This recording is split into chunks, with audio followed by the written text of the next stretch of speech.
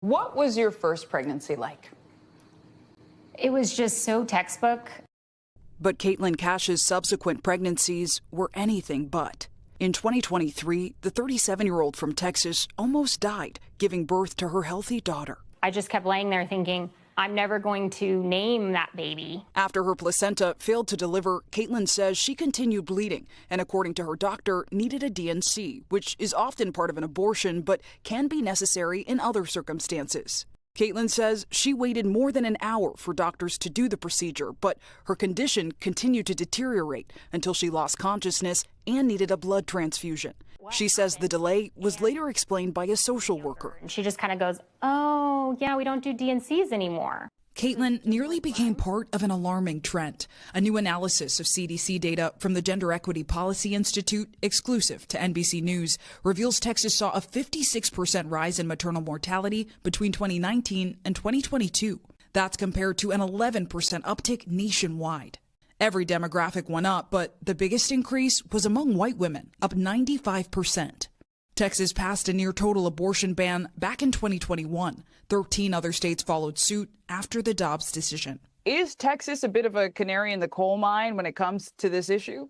We have to pay attention to the data coming out of Texas. Texas, I fear, is a harbinger of what's to come. In Texas, abortions are still allowed to save a pregnant woman's life. You have practiced in women's health for over a decade.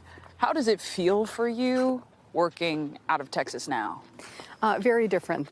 Doctors, like Leah Tatum, are advised to use their best judgment. But if a court later rules they got it wrong, they risk losing their medical license, life in prison, or $100,000 in fines. Is it clear to you when you can perform an abortion and when you cannot? No, not really. So there is just this hesitancy that you can feel practicing in Texas. The Cashes believe it's a systemic hesitancy that contributed to Caitlin's experience. I went into that delivery room with a doula and health insurance, and I'm white, and I have a master's degree of education. I went in with every privilege you could think of, and that still happened to me. Now, Caitlin advocates for abortion rights. What do you feel when you look at your daughter?